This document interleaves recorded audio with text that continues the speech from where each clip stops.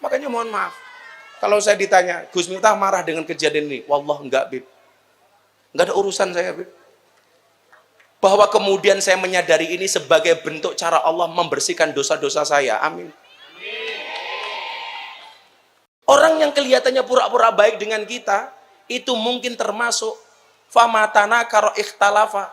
Di saat kemudian dia mempunyai kebutuhan dengan kita, kepentingan dengan kita, dia akan mendekat. Tapi kemudian seleksi alam dia akan menjauh.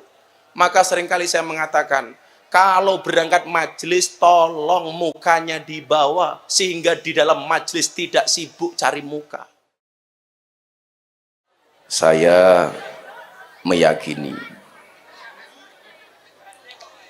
tidak ada satu kejadian pun kecuali atas izin Allah. Saya meyakini, qadha yang baik dan yang buruk, semuanya yang bisa memberikan manfaat dan madarat hanyalah Allah. Kebaikan yang kita dapatkan itu juga dari Allah, musibah yang kita dapatkan itu juga dari Allah. Hati saya sama sekali tidak meyakini bahwa manfaat dan madarat itu disebabkan oleh manusia. Manfaat dan madarat tidak berangkat dari komentar manusia. Kebaikan dan keburukan tidak berangkat dari bulian manusia.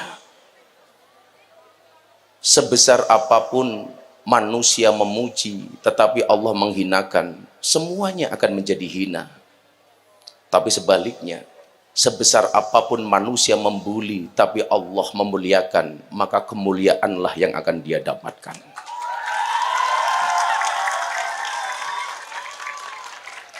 Saya teringat perjuangan sahabat Nabi, namanya Mus'ab bin Umair. Beliau meninggalkan keluarganya demi mengikuti baginda Nabi Muhammad Shallallahu Alaihi Wasallam. Mus'ab bin Umair lahir dari keluarga kaya raya, keluarga terpandang di kota Makkah. Apa yang dia gunakan pakaian terbaik, parfum yang dia gunakan parfum terbaik, kendaraan yang dia gunakan kuda terbaik. Saat Mus'ab bin Umair menyatakan masuk Islam, dia dibenci oleh semua anggota keluarganya. Semua fasilitas yang diberikan kepada Mus'ab bin Umair, semuanya dicabut oleh keluarganya. Ketika Mus'ab bin Umair mengikuti hijrah pertama kali ke Habasyah, semua keluarganya mencaci maki, kaumnya mencaci maki, semua orang meninggalkan Mus'ab bin Umair.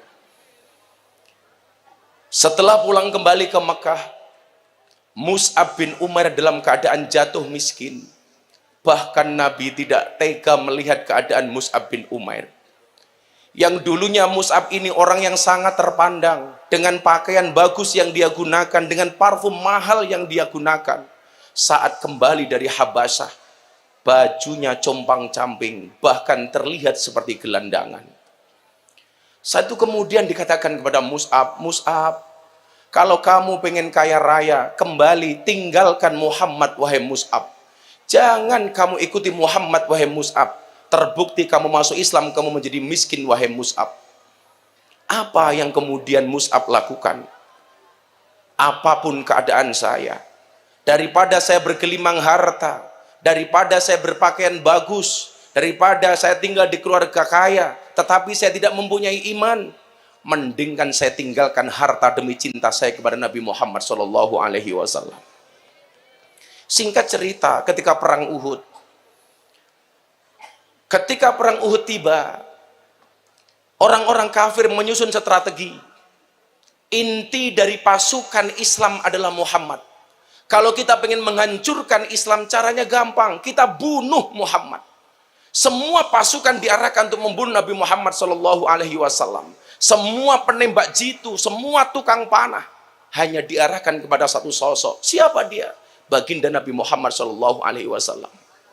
Saat itu Umair, Mus'ab, oleh Nabi tidak diminta untuk membawa pedang, tapi membawa bendera kebesaran umat Islam saat itu.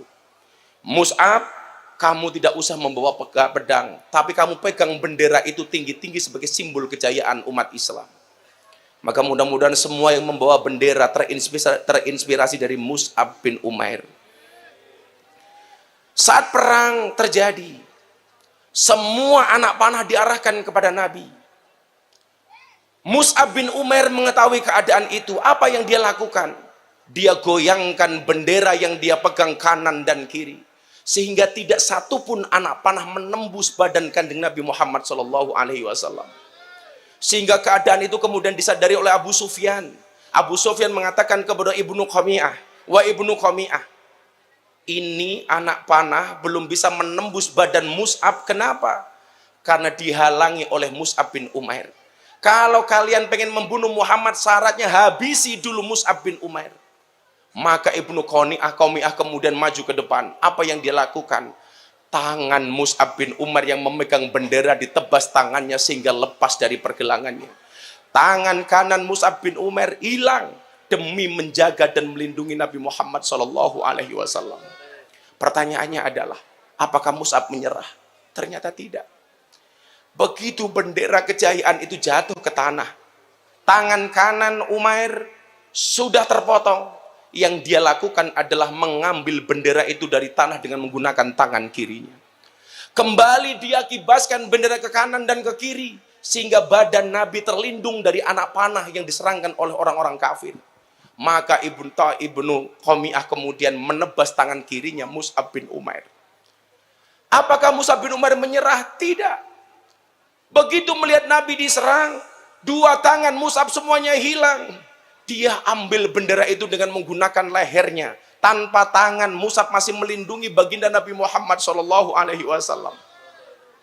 Abu Sufyan mengatakan kepada Qami'ah, ini kalau Mus'ab belum mati, maka Nabi belum bisa kita panah.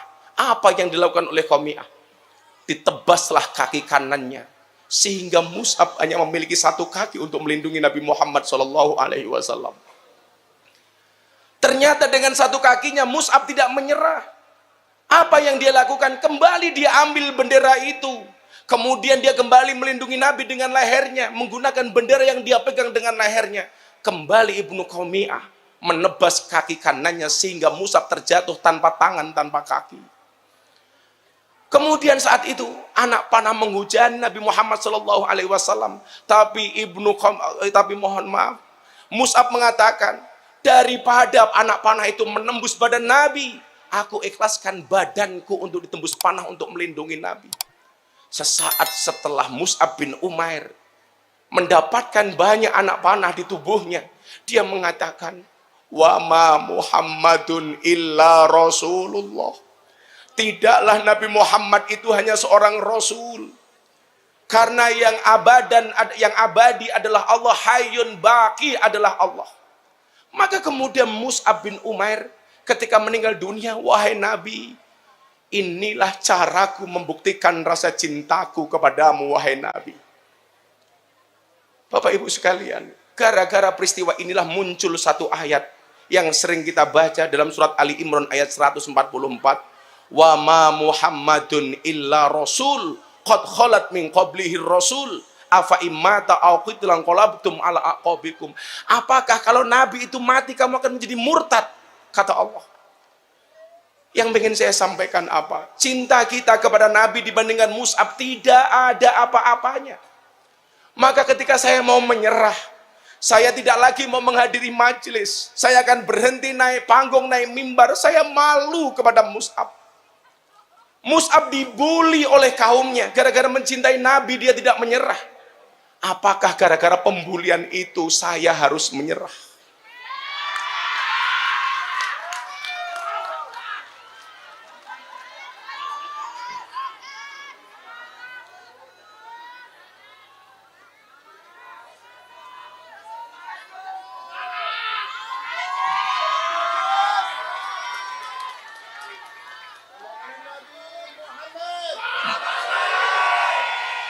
Mus'ab kehilangan, tidak hanya kehilangan segala-galanya. Mus'ab kehilangan hartanya. Mus'ab kehilangan kedua tangannya. Mus'ab kehilangan kedua kakinya demi rasa cintanya kepada Nabi. Bahkan Mus'ab menggembuskan nyawa terakhirnya demi melindungi Nabi. Apakah hanya atas nama popularitas saya harus menyerah? Apakah hanya atas nama viral saya harus menyerah? La mani alima a'taita wala mu'tiya lima mana'ta wala roda lima qadaita wala yang fa'udal jad minkal jad. Mau semua orang membuli saya, ya Allah, saya ikhlas asalkan engkau tidak membuli aku, ya Allah. Mau semua menghinakan saya, ya Allah, saya ikhlas, ya Allah, asalkan engkau tidak menghinakan aku, ya Allah. Maka saat itulah kemudian saya bangkit. Tidak ada kata menyerah. Bukankah Allah mengatakan wala ta'asu min rauhillah, janganlah kamu berputus asa dari rahmat Allah. Dari sini kemudian saya belajar. Saya kemudian dapat memahami bagaimana lingkungan orang terdekat saya yang dulu memuji-muji saya tanpa pernah klarifikasi ikut mencaci maki saya. Di situ kemudian saya paham mana yang benar-benar teman, mana yang kemudian bersembunyi seolah-olah sebagai teman. Mana orang-orang yang baik, mana pengkhianat. Apakah kemudian saya kaget? Tidak. Dikatakan qad yakunu aqrabun nas ilaika ab'adahum wa yakunu ab'aduhum aqrabahum fal qurubu bisyu'ur la bil khudur. Miftah, kamu harus ingat, terkadang orang dekatmu yang akan menjadi orang yang paling jauh darimu, dan orang yang paling jauh darimu serasa paling dekat denganmu. Ingat, sebab rasa cinta itu dengan perasaan, bukan dengan kehadiran. Sebelum ada masalah, orang minta tolong Pak Danrem. Begitu ada masalah, ikut membuli dan mencaci. Sebelum ada masalah, utang duit. Setelah saya ada masalah, jangankan bayar, malah kesempatan untuk meninggalkan saya, Pak Danrem. Apakah Habib Zaidan meninggalkan saya? Tapi kamu kemarin hilang.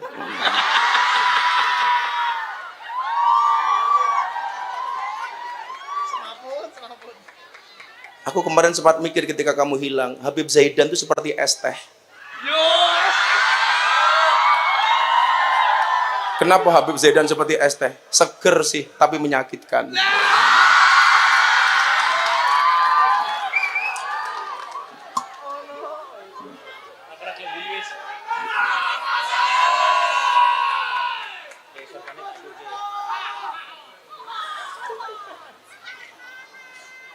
Maka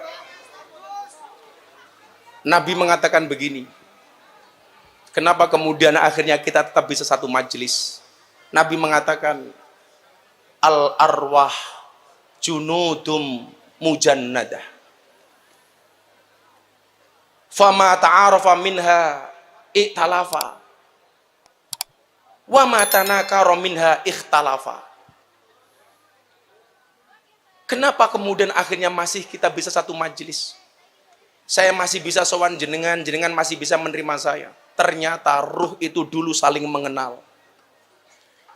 Ruh yang saling mengenal, ketika di dunia dia akan akrab, membuat sebuah komunitas. Sementara ruh yang tidak saling mengenal, dia akan saling mengingkari antara satu dan yang lainnya. Ruh yang saling mengenal, walaupun kita dipisahkan oleh fitnah, walaupun kita dipisahkan oleh satu hal, oleh musibah, tetapi tetap akan bersatu menjadi satu komunitas. Tapi sebaliknya, orang-orang yang mengingkari dan menjauh dari kita, memang dari awal ruh itu tidak pernah mengenal kita. Fama tanakaro ikhtalafa. Dia akan kembali pergi. Orang yang kelihatannya pura-pura baik dengan kita, itu mungkin termasuk fama tanakaro ikhtalafa. Di saat kemudian dia mempunyai kebutuhan dengan kita, kepentingan dengan kita, dia akan mendekat. Tapi kemudian seleksi alam dia akan menjauh. Maka seringkali saya mengatakan, kalau berangkat majelis, tolong mukanya dibawa, sehingga di dalam majelis tidak sibuk cari muka.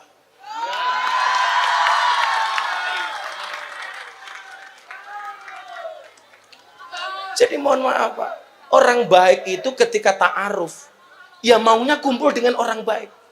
Makanya kenapa orang-orang yang dianggap jelek, kemudian dia berkomunitas, disebut lokalisasi.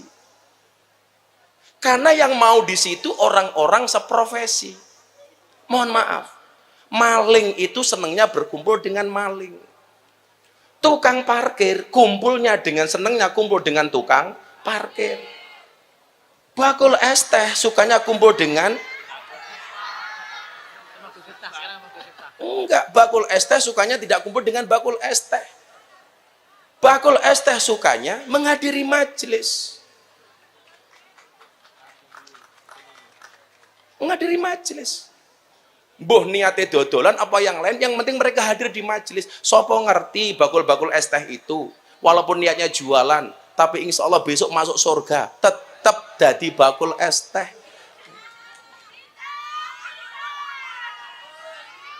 Makanya mohon maaf, kalau saya ditanya, Gus Miftah marah dengan kejadian ini, wallah enggak Bib, enggak ada urusan saya Bib. Bahwa kemudian saya menyadari ini sebagai bentuk cara Allah membersihkan dosa-dosa saya, amin. Maka kemudian dalam sebuah mutiara disebutkan Jawahirul Insan fi salasatin. Mutiara manusia itu ada dalam 3 hal. Ketika saya membaca ini Pak, saya tidak mau menyerah. Yang pertama apa? Kitmanul fakri hatta yadhunnun nas annaka ghaniyun. Yang pertama, kalau Anda ingin menjadi orang yang terhormat, sembunyikanlah kemiskinan sehingga orang menyangka seolah-olah Anda adalah orang yang kaya. Kita mungkin tidak semuanya ditakdir kaya oleh Allah, tapi mohon maaf, jangan pernah jual kesusahan kita di hadapan orang lain. Jangan pernah kamu nulis WA susah di status WA-mu. Tidak semua kontak yang ada dalam HP-mu peduli dengan statusmu. 99% ketika kamu nulis status susah di WA, 99% tepuk tangan.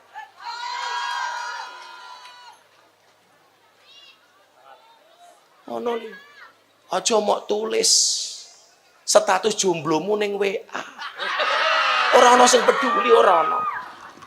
Ora ono sing gagas. Mas santai wae li. Saya meyakini Zaidan itu jomblo yang keren. Enggak punya pacar, tapi banyak yang naksir. Santai wae li.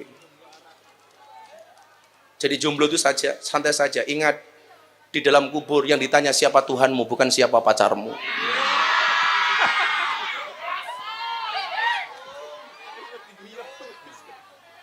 Gue aja guyu, gue viral meneh.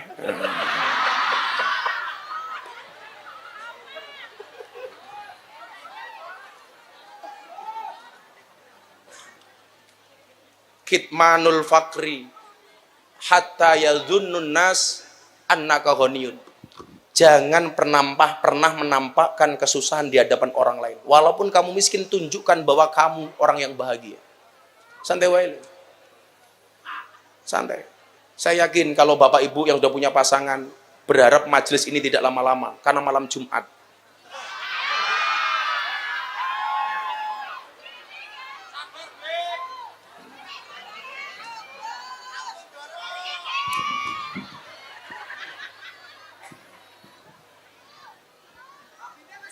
Santai saja, Bib. Al-wahdatu huwa ang tasma'uhum wa anfa'ahum wa la tajidu may yasmau'a wa yafhamuka.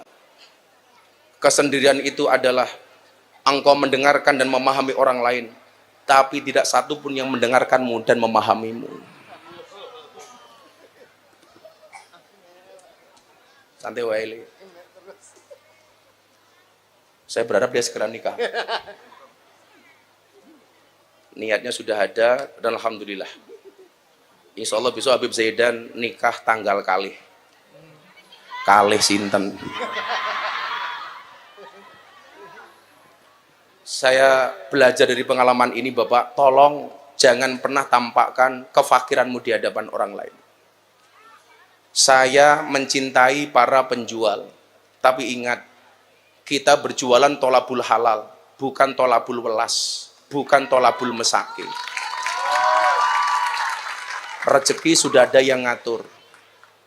Bahkan mohon maaf, cecak yang merangkak di dinding, merayap di dinding, dia diuji oleh Allah dengan rezekinya yang terbang berwujud nyamuk. Kalau harus protes, cecak itu harusnya protes. Dia tidak bisa terbang, kenapa rezekinya harus terbang seperti nyamuk? Tapi mekanisme keadilan Allah berlaku. Bagaimana cara cecak mendapatkan rizkinya? Cecak yang mendatangi nyamuk atau nyamuk yang mendatangi cecak? Jawabannya adalah nyamuk yang mendatangi cecak. Datang seekor nyamuk, hap lalu ditangkap. Bagaimana cara cecak mendapatkan rizkinya? Nyamuk COD. Sherlock kemudian dimakan sama cecak. Jadi mohon maaf, dan kita nggak usah menjual kefakiran kita kepada siapapun. Ora bakal ono sing peduli karo awakmu. Tunjukkan bahwa kita mampu. Kenapa? Saya sering mengatakan, Gus, kenapa Gus Miftah mundur? Saya bilang, saya lebih baik kehilangan uang untuk Allah daripada kehilangan Allah gara-gara uang. Saya lebih baik kehilangan jabatan karena Allah daripada kehilangan Allah hanya untuk sekedar mendapatkan jabatan. Yang kedua, apa kemuliaan manusia? Kitmanul ghadab hatta yadhunnun nas annaka radin. Menyembunyikan rasa marah sehingga seolah-olah orang melihatnya kamu adalah orang-orang yang ridho.